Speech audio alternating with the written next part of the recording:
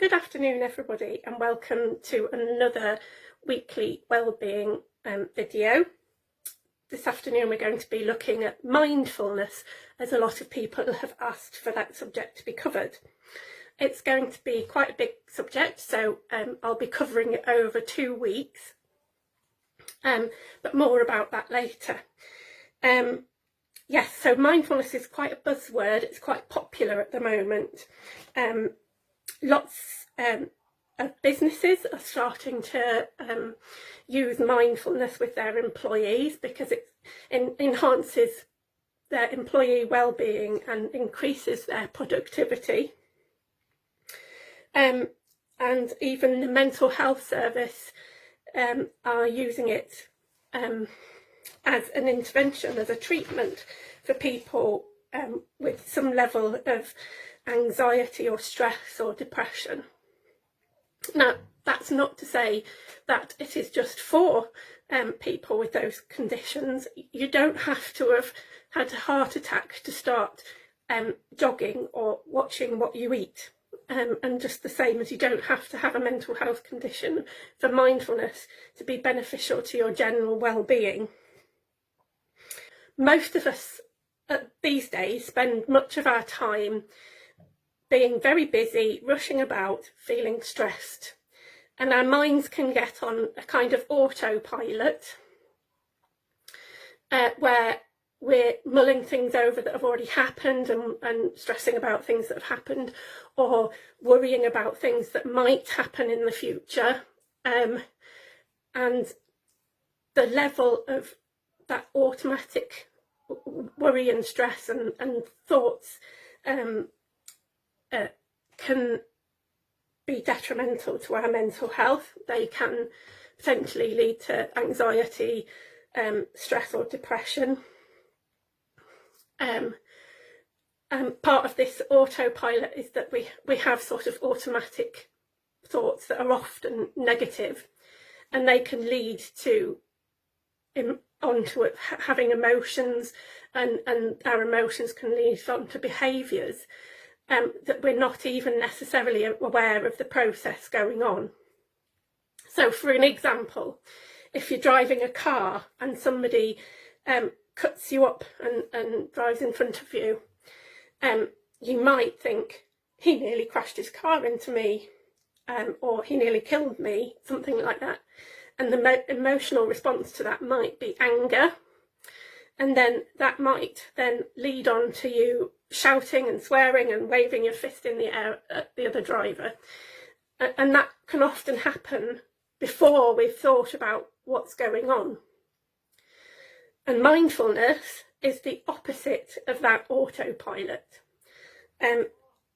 So it's an awareness of our thoughts and a choice of how to respond to those thoughts. And it's based on an awareness of the present moment, right here, right now. It's a skill that can be learnt by anybody at all. But how do you achieve that skill? So the primary tool, if you like, of mindfulness is meditation. Now, I'm not keen on using that word meditation in this context, because it can make it sound like it's a bit exotic, a bit spiritual, a bit mysterious maybe. So I prefer to use the expression either mindfulness activity or mindfulness exercise. One such activity, what is usually the basis of a mindfulness meditation, is mindful breathing. And in this activity, you'd maybe spend 5 to 15 minutes sitting or lying potentially in a comfortable, relaxed position, and breathe slowly and deeply, and breathe in through your nose and out through your mouth with a slight pause in between. Now, usually they suggest that you breathe out for a bit longer than you breathe in, to make sure that you get rid of all the old air and breathe in new air. And and length of time that the breath should take can vary a bit. I tend to use a count of 4 on the in-breath and a count of 6 on the out-breath. So it would be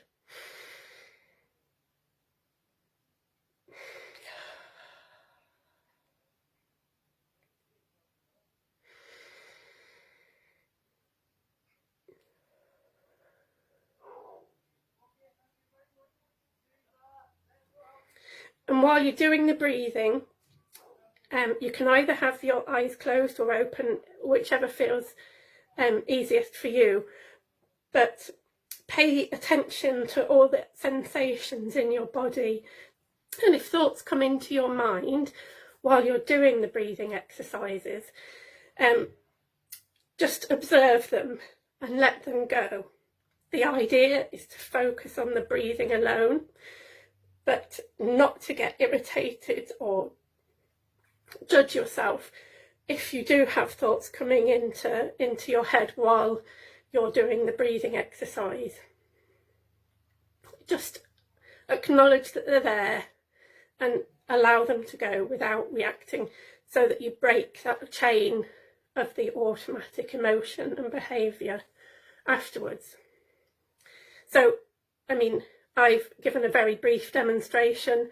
I can put a link in the comments to a more detailed example of mindful breathing, which I think is quite helpful. So that's one activity that you can try, and these activities are designed to be activities you can use every day to help you get in a pattern of mindfulness. So the next activity is mindful eating, and if you've ever done any mindfulness training, you may have come across this before, because it is very common in mindfulness training to be presented with a raisin, and to eat it, to be instructed how to eat it mindfully. Now, it doesn't have to be a raisin. It could be the first forkful of your dinner that you have today. It could be a crisp or a sweet, or a piece of chocolate, or a nut. I know not everybody likes raisins, so don't feel it has to be a raisin. And what I'm going to do is spend a bit of time using all of my senses to experience eating this raisin. So I'm going to start by looking at it, and I can see that it's a little bit shiny, but it's a bit dull in other areas. It's certainly wrinkly. It's a sort of dark brown colour, and I can feel it and roll it between my fingers, and it feels squishy, sort of soft. Can I hear it? Obviously it doesn't make a sound on its own, but I can hear it sort of a bit squelchy in a very quiet way when I roll it around between my fingers. And I wonder if it smells. Oh, it's a very faint, slightly sweet smell. It's not very strong. I know that when I opened the packet, I got a much stronger smell. And now that you might want to spend more time doing this bit, but now that I've given it a thorough examination outside of my mouth, I'm going to try doing some of those things with it inside my mouth as well. So before I chew it, I'll put it into my mouth, and I'll just move it around inside my mouth with my tongue. Feel it on the roof of my mouth, on my tongue. My tongue's more sensitive, so it can feel the wrinkles more. I can't taste anything yet, but I haven't bitten into it.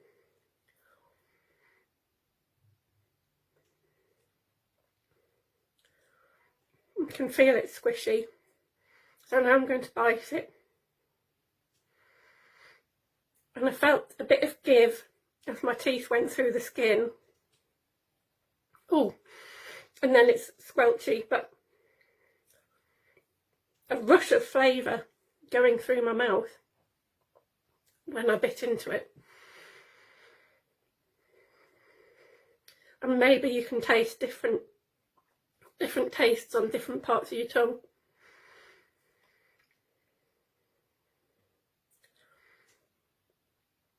So you can spend a long time really focusing on all the different senses just on eating one raisin. And next week's video, I'll be taking you on a mindfulness walk and looking at how we apply all the same principles to going for a walk, but also looking at some other activities and how you can adapt the principles to pretty much any activity.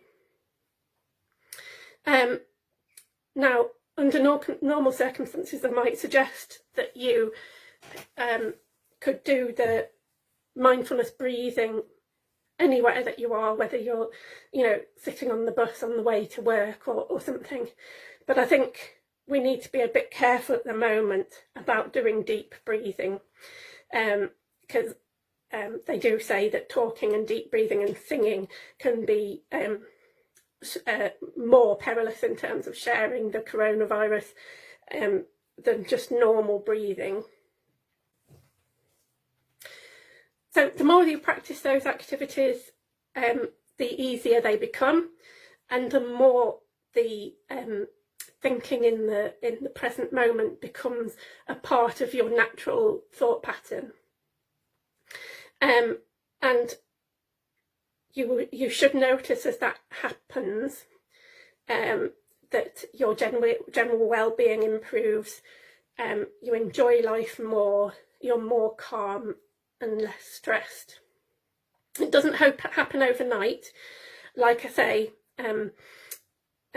if you're starting to exercise or you're starting to eat healthily, you won't notice the difference the day after.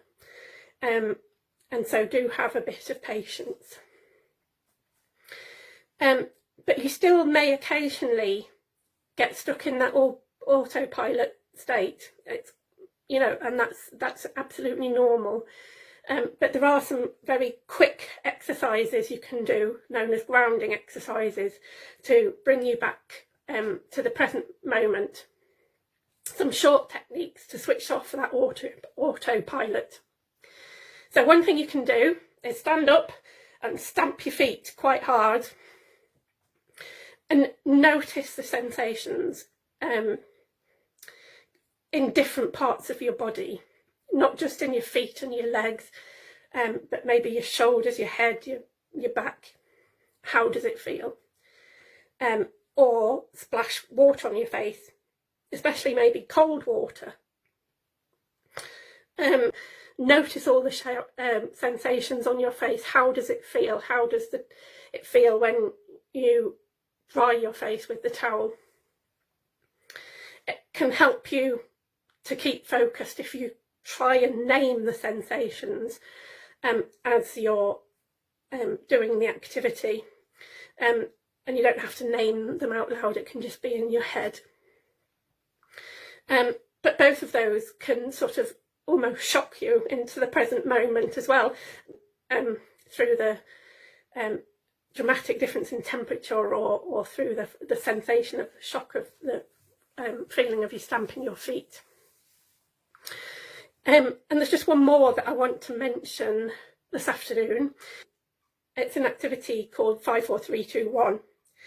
And so it's quite simple. All you need to do is name 5 things you can see, 4 things you can feel, 3 things you can hear, 2 things you can smell, and 1 thing you can taste.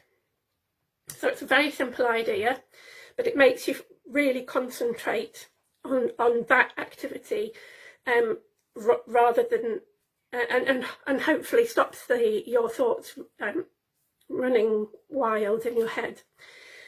Now, obviously, again, it says 4 things you can feel. Normally, I might suggest reaching out and touching something around you, but if you're not at home now, you might want to think about whether that's a good idea with the current situation with the spread of the virus. So instead, just feeling about the sensation of your clothes on your skin, for example, or the feeling of your shoes on your feet. And again, it can be helpful to name those things in your head. It can help you to keep focused as you're doing the activity. So we're coming to the end now. I will put, as I say, more links to further resources in the comments on this post. So if you're interested, you might want to look into those further. And those links will include links to a couple of apps. Now, there are a lot of apps out there that are to do with mindfulness and mindfulness activities. And I think mostly, if not all of them, are apps to pay for. And that might not be a problem to you, and that's fine, but it's certainly something I would need to consider before I went ahead. There's 2 that I'm going to link to, purely because they're the only 2 that I have any knowledge of. I'm not saying that they're necessarily better than all the others. They're just the ones that I have either personal experience of or friends have experienced. And they are quite popular. But the 2 are Headspace and Calm. And although these are both paid for apps, they both have free trial periods, I think a week. Both on the website, rather than the app itself, have free resources that they have made available because of lockdown. And so it's well worth looking at their websites and seeing what you can find that might be useful to you.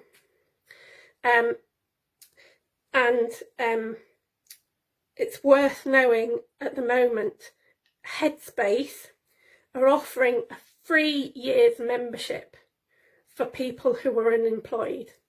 So you might want particularly to have a look at that one. Coming up, you'll see a page with useful contacts and an email address for me, this telephone number for the Samaritans, and some information about how to get help if you feel you're having a mental health emergency.